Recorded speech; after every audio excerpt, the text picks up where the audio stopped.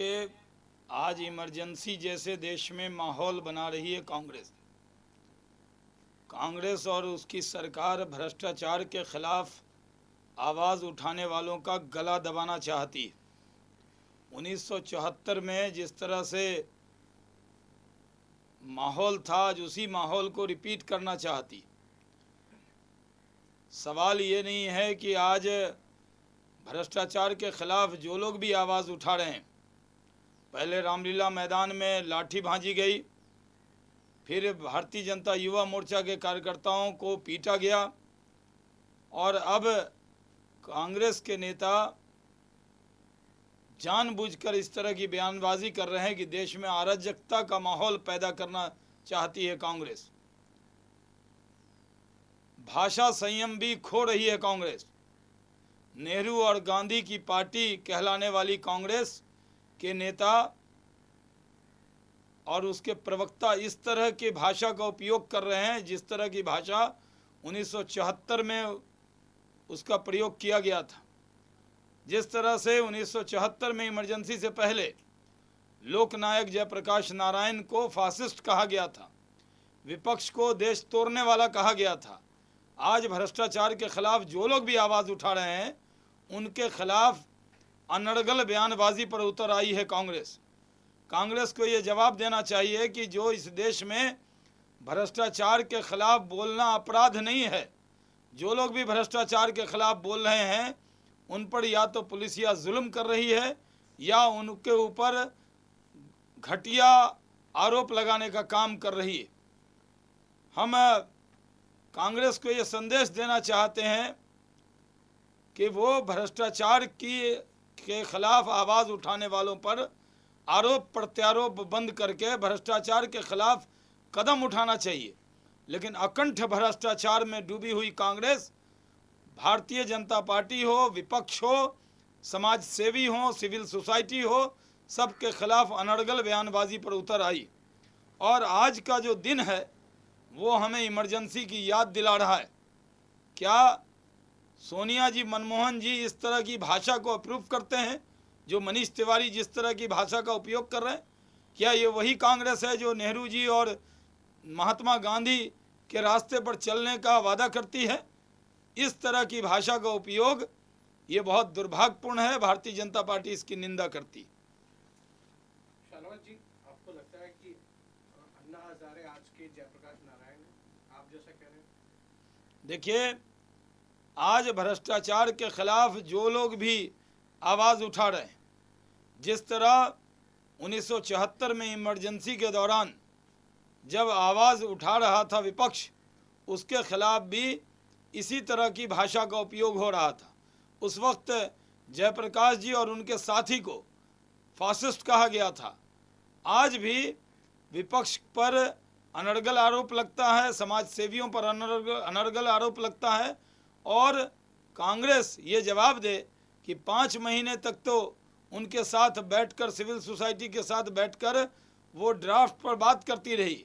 और जब आज कांग्रेस खुद फंदे में फंस गई है तो जानबूझकर योजनाबद्ध तरीके से वो पूरे जो लोग भी भ्रष्टाचार के खिलाफ आवाज़ उठा रहे हैं उसको कुचलना चाहती है और भारतीय जनता पार्टी कांग्रेस की सब साजिश को नाकाम करेगी। क्या अन्ना हजारे के साथ है बीजेपी क्या, या फिर सिर्फ उनको नैतिक समर्थन दे रही है? देखिए, अन्ना हजारे ने जो विषय उठाया है भ्रष्टाचार का, उस विषय को हम पूरा समर्थन दे रहे हैं। पूरे देश के अंदर हम भ्रष्टाचार के खिलाफ जंग लड़ रहे हैं। देश का एक व्यक्ति भी भ्रष्टाचार के खिलाफ लड़ेगा।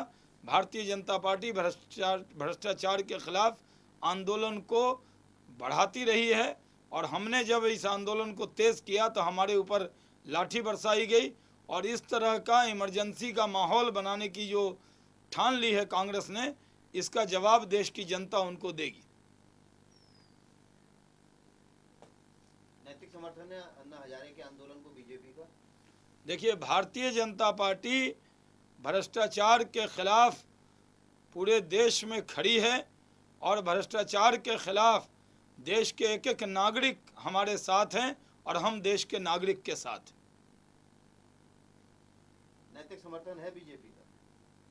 भ्रष्टाचार के खिलाफ भारतीय जनता पार्टी का देश के एक एक नागरिक को नैतिक समर्थन है, क्योंकि देश आज भ्रष्टाचार में डूबा हुआ है।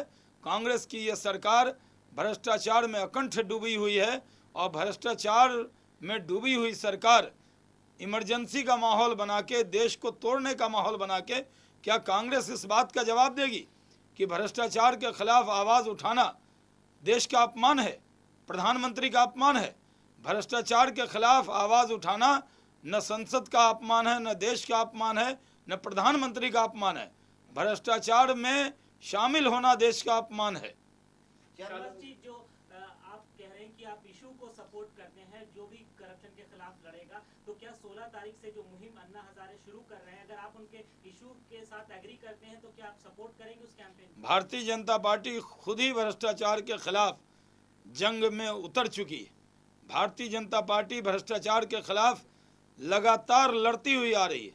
संसद से लेकर सड़क तक भारतीय जनता पार्टी भ्रष्टाचार के खिलाफ लड़ रही है, और इस लड़ाई को भारतीय जनता पार्टी जारी रखेगी। हम भ्रष्टाचारी सरकार को जब तक उखाड़ नहीं फेंकेंगे, जब तक हम चैन से नहीं बैठेंगे। क्या मनीष तिवारी ने जानबूझकर ऐसे तथ्य प्रेस कॉन्फ्रेंस में सामने रखे जो अन्ना के खिलाफ जाते हैं? देखिए, आज के दिन कांग्रेस की कोई नियमित ब्रीफिंग नहीं थी। घबराई हुई, बेहाल और परेशान कांग्रेस, जो लोग भी भ्रष्टाचार के खिलाफ आवाज़ उठाते हैं उनके ऊपर अनर्गल आरोप लगाने की पूरी तरह जिम्मेदारी मनीष तिवारी जी को, उनके प्रवक्ता को दी गई है। इसलिए जानबूझकर वो ऐसे तथ्य उठा रहे हैं जिन तथ्यों के आधार पर वो देश को गुमराह कर सकें।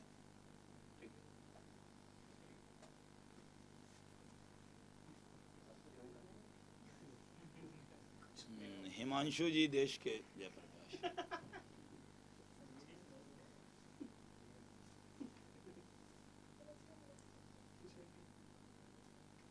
Any question?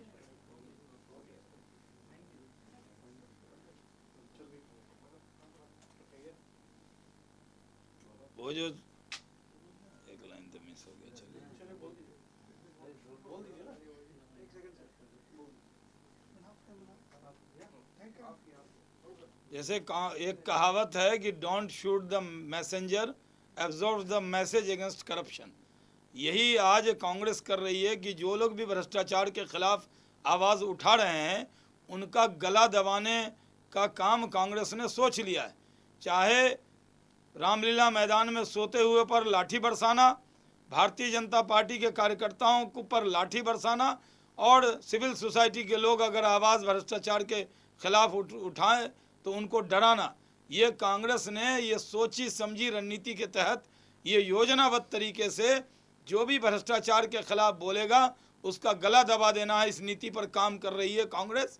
भ्रष्टाचार के खिलाफ आवाज़ उठाने वालों को कुचलना चाहती है कांग्रेस, और वो इमरजेंसी की तरह देश को डराना चाहती है। और भारतीय जनता पार्टी कांग्रेस को ये चेतावनी देती है कि वो आपातकाल जैसे माहौल पैदा न करे। उसके आपातकाल शुरू करने का अंदाज़ा उनको है, लेकिन आपातकाल का परिणाम क्या हुआ था उस मैसेज को भी कांग्रेस को याद रखना चाहिए।